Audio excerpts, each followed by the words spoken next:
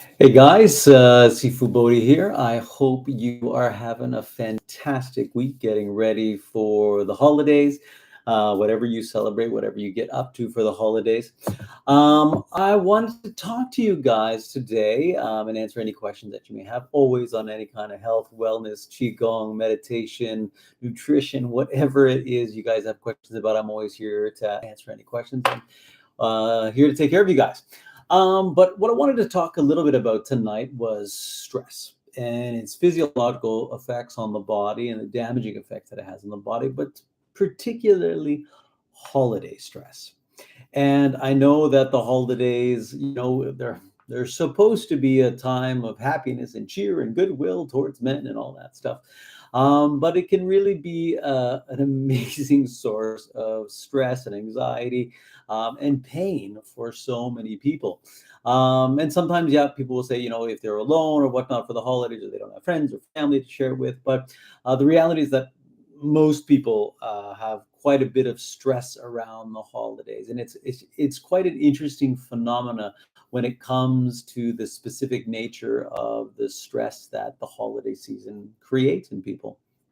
Um, to understand, we have to really look at what stress actually is. To be angry, irritable, or stressed, to have this emotional response lets us know that we are tied to the past. Basically, we are not connected to the moment. We're not in the future where anxiety lives, but we're in the past.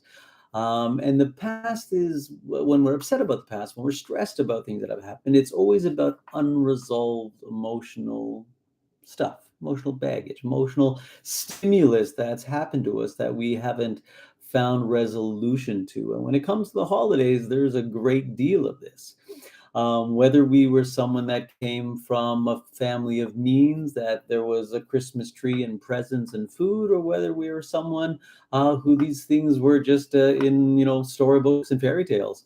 The reality is everyone's stress, everyone's imprints had a very interesting and unique emotional effect on them. And so much of that went and continues to go unresolved.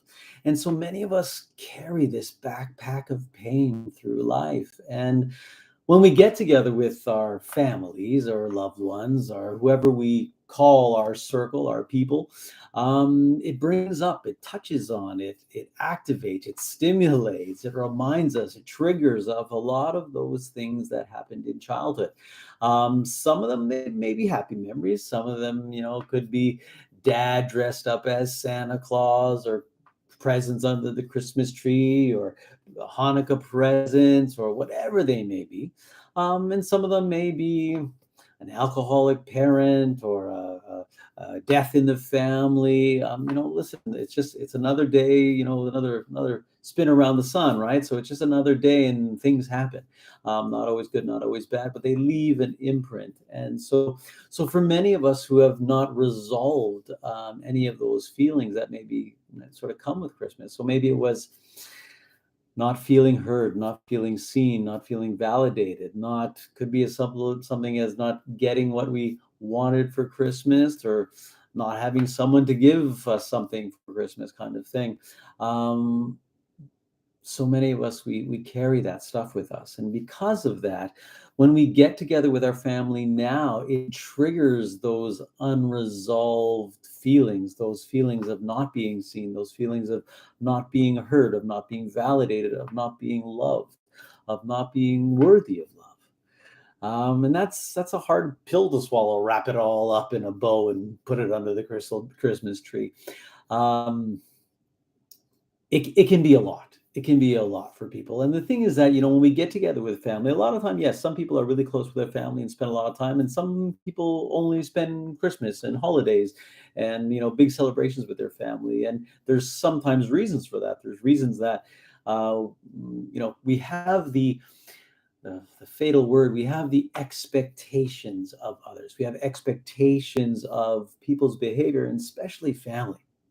And even though expectations are really the root of all suffering, they're the place that we always injure ourselves, because expectations can never be met, because situations will never act out, never play out the way we expect them to, because The reality is there are trillions of interactions that go into having each event in time happen the way it happens. And so if you have 8 billion plus people on the planet, all affecting, all interacting with each other, all having an effect on each other, the fact is, how one moment in time could work out, there's trillions upon trillions of permutations of possibilities of the way they could work out. And so for us to have the expectation for an event, a time, a moment to happen the way we feel it should happen is really a child's like attitude, is a childish perspective and perception of reality.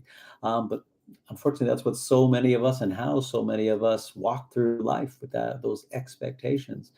And we can have less expectations or lower expectations of other people and whatnot, friends, co-workers, colleagues. But when it comes to family, we reserve this special set of expectations that they're supposed to be a certain way, that mom and dad or brother and sister, uncle, aunt are supposed to be, that mother incarnate, dad incarnate, that perfect picturesque Rockwellian picture of what a family should be. But really none of us have that. That doesn't exist.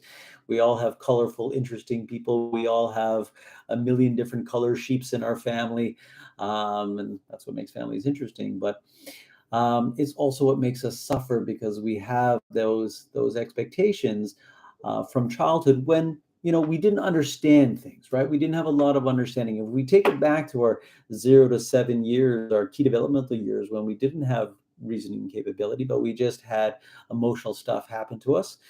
And so there was a lot of fear, and with a lot of misunderstanding, a lot of ignorance to what was going on. And so in those times, we developed coping mechanisms to deal with the stuff that we didn't know how to process.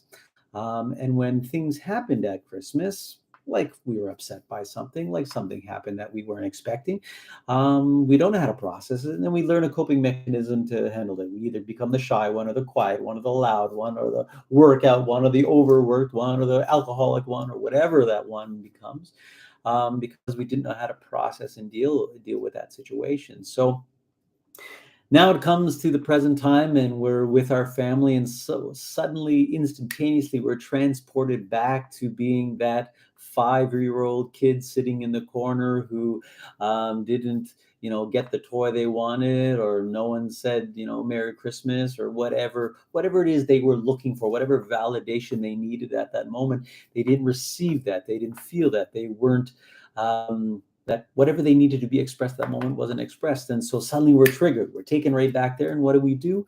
We react as that child. We don't react as an adult with reasoning capability and understanding and strength and power and resolve. We act like a kid. And so you see this at the dinner table. It's amazing when families get together. You see people fall back into their familiar roles. The the brother becomes the little boy who pulled the pigtail, and mom becomes the ruler of the table, and dad has his place. And it's interesting how we fall back into those roles, good or bad, positive or negative. But this just creates more and more stress.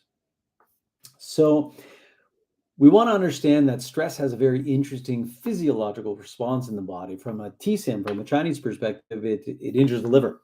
And liver is what moves qi smoothly through the body and allows fluids to move and nourish tissues. So when the liver gets injured, it's very quickly injures the body. It leads to achiness and tightness in the body. It leads to temple headaches. It leads to menstrual changes. It leads to waking up between 1 and 3 a.m. It leads to itchy red eyes. It leads to lots of different physiological responses that are emotionally generated. So a lot of time we'll call these psychosomatic. It's in your head, but these are really physiological responses to psychological or emotional stimulus. So I don't agree with the whole notion that it's just in your head. It's not real. It's we manifest it. We bringing it into being by the way we feel. Absolutely, and becomes a real physiological response. Now, it doesn't help that the holidays are also surrounded by lots of alcohol. And alcohol obviously is a toxin that injures the liver. And this then exacerbates the emotional response. Alcohol being a depressant, when you mix that in with anger, irritability, and stress, already this just exacerbates the condition and makes everything that much worse. So we get stressed out, our liver becomes unhappy, and then our responses to the moment aren't accurate or are proportionate, because suddenly now we're that 5-year-old kid again.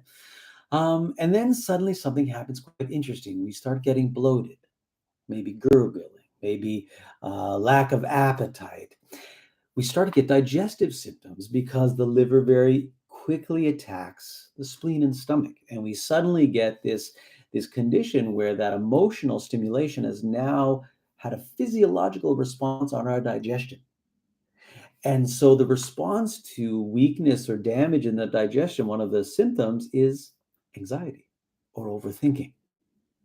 So now we've translated or transferred an emotional feeling into a psychological thought process that we start to spin and reel and worry and become pensive and overthink. And now we can't fall asleep because the monkey mind is going a mile a minute. But now we're either trapped in the future or trapped in the past. Either way, we're not connected to the moment at all. And so, whether it's anxiety of the future, things that haven't happened yet, or stress, anxiety, irritability, or anger about emotional things that have already happened, either way, we end up missing the moment. We disconnect from the moment.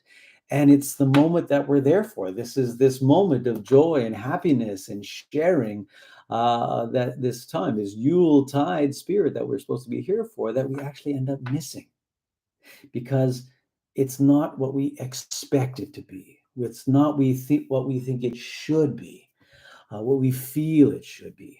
So instead of enjoying the uniqueness and the first time nature of every single holiday, we compare it to every other holiday, good and bad, that came in the past, that either did measure up, was better or worse.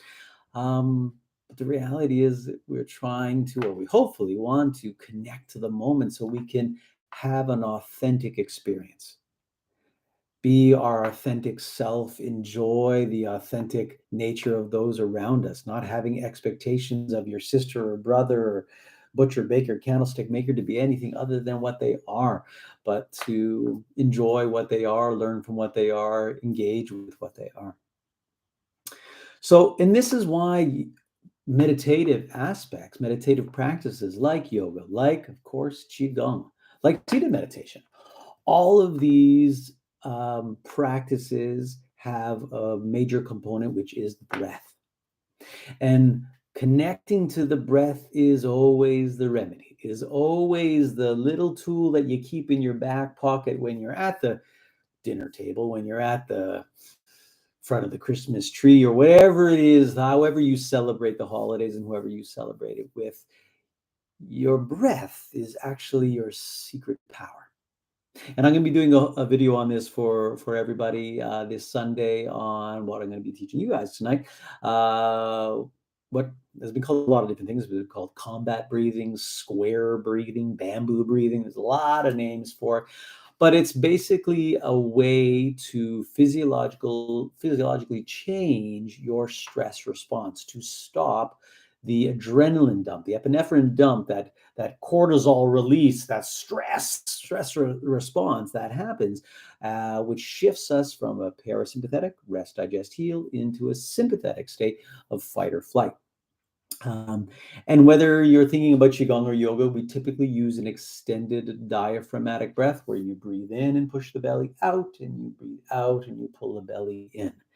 And breathing would always have the nature of several qualities: long, slow, deep, and even. And it's a neat thing, because if you're at a table with a whole bunch of people that are pushing your buttons and making you fly off on tangents in the past and reeling off into the future, you can be using breathing technique to connect you back to the moment and stop all that suffering from happening. Because remember, you're the one creating the suffering, because you're the one not connected to the moment. You're the one reliving past events that you haven't gotten over, events that aren't real anymore, events that aren't happening anymore, events that aren't injuring you anymore. You are injuring yourself by still being in that moment that no longer exists. And that's where breathing, the breath, has the amazing power to bring you back to the moment. And so, a simple technique, like I said, that we use actually in martial arts, so that you, when someone steps up to you and pushes you, you don't have that adrenaline dump that you can't think and you can't stay calm and relax. And a very, very simple way to disengage that sympathetic response is very simply, and it's funny. The reason why they call it square breathing is where you think of, you breathe in for a count of four. So you breathe in, and then you hold your breath for a count of four, and then you breathe out for a count of four, and then you hold for a count of four. So this cycle, you could think of breathing in up one side of the square, holding over the top of the square, breathing out down one side of the square, and holding for the follow bottom side. And this gives you a little visualization, something to hold on to as you're doing your breathing pattern. And once again, no one has to be aware that you're doing this breath, doing this breathing pattern, doing this meditation right at the dinner table.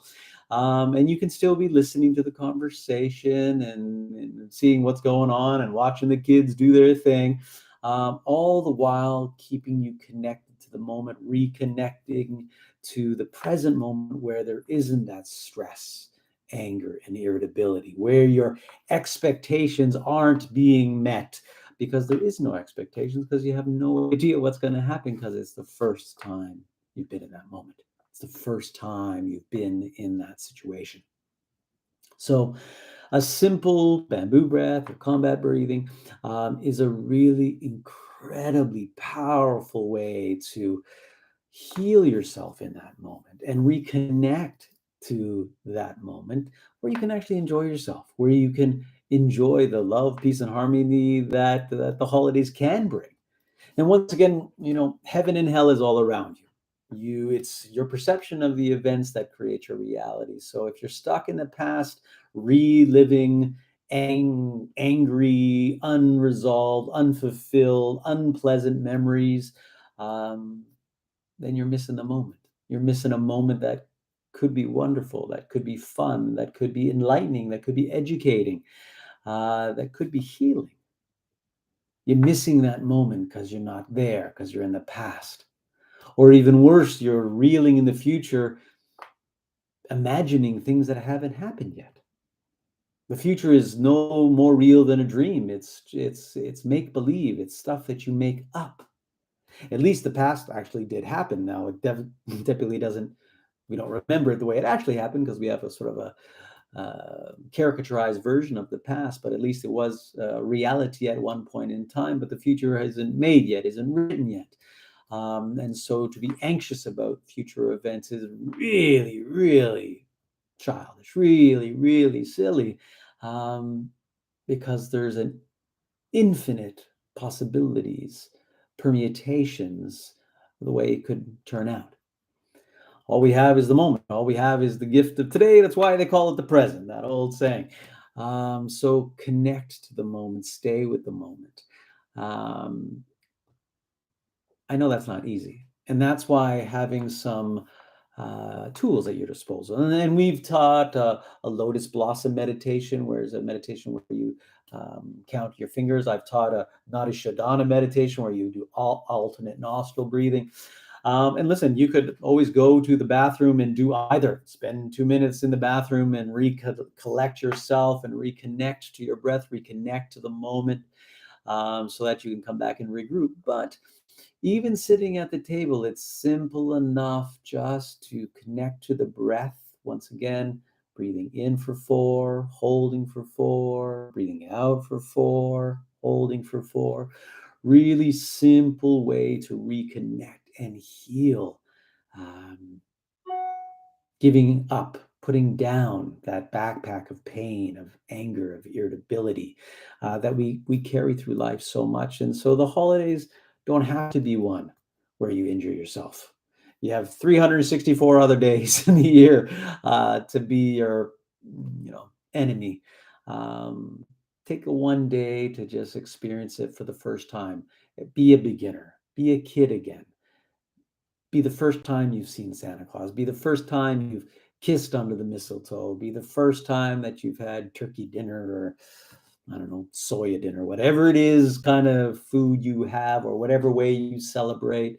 For me, Christmas was 1 o'clock at my grandparents' house, and you woke up and whatever you did in your individual family, but then all my family got together, a huge Portuguese family. We all got together at my grandparents' house and all sat amongst this huge long table in their basement where we ate for hours and hours and had like 20-course meal, ending with a suckling pig. And in a Portuguese household, there was lots of arguments and discussions over religion and politics and entertainment and everything that nobody knew anything about, but everybody had an opinion about. And for me, that was amazing. For me, that was Christmas. That was my holiday thing that I looked forward to.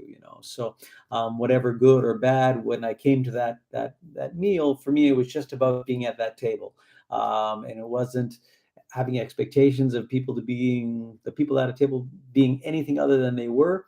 It was just enjoying some good food, some interesting conversation, always entertaining, never ever boring in my family, boy, that's for sure. Um,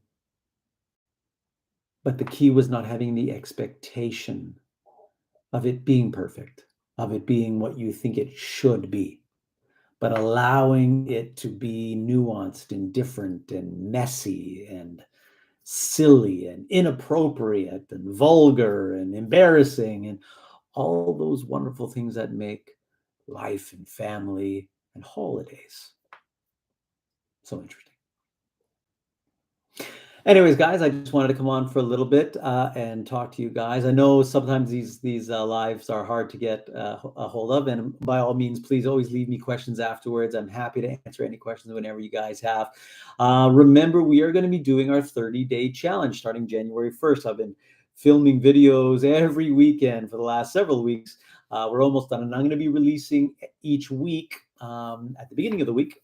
So remember, we're going to have 4 weeks of different Qigong programs. The first week's going to be all about flexibility. Then we're going to do all about mobility, then all about strength, and then all about energetic movement in the body. And over the 28 days, you'll get 15-minute little workouts that will have examples of different kind of exercise that you can use for each component. And then on the final 2 days, we'll be teaching you how to string it all together and create your own healing Qigong program, a million different permutations that you can use for whatever you're feeling on a given day. There will also be a free downloadable symptom checklist from bodhimedicalqigong.com that you'll be able to say, okay, I'm feeling this today. I'm feeling headache or itchy eyes or runny nose or shortness of breath or digestive problems or my back hurts or I can't fall asleep. And what exercise do I need to do? You'll be able to pick through them and put yourself together a tailored workout to actually heal your own self. I'm so excited to teach you guys this and to help you to take care of yourself. For me, it's always a big thing is to teach people how to take care of themselves, and then you use me when you really need. So that's going to be starting January 1st. So make sure you check it out. There's actually going to be there's going to be its own section on the YouTube channel called 30-Day Challenge. And there'll be an explanation video that will be going up in the next couple of days. And then the first week of January, the first week will go up all at once, all 7 for the first, and each Sunday, then the new programs will go up for the subsequent weeks. Anyways, thank you guys so much for listening. I hope I opened your mind to a little bit different way of approaching the holiday, a different way of approaching your family or your friends, your get-togethers. It's not about lower expectations. It's not about low expectations. True peace is about no expectations. It's about being in the moment. It's not dragging the past with you. It's not reeling in the future. It's just enjoying the moment for its uniqueness. And to do that, the breath is a powerful tool to keep you there. Give it a try. Thanks so much for watching, guys. We'll see you in January. I hope you guys are all going to take our 30-day challenge. We'll see you there. Have a good night.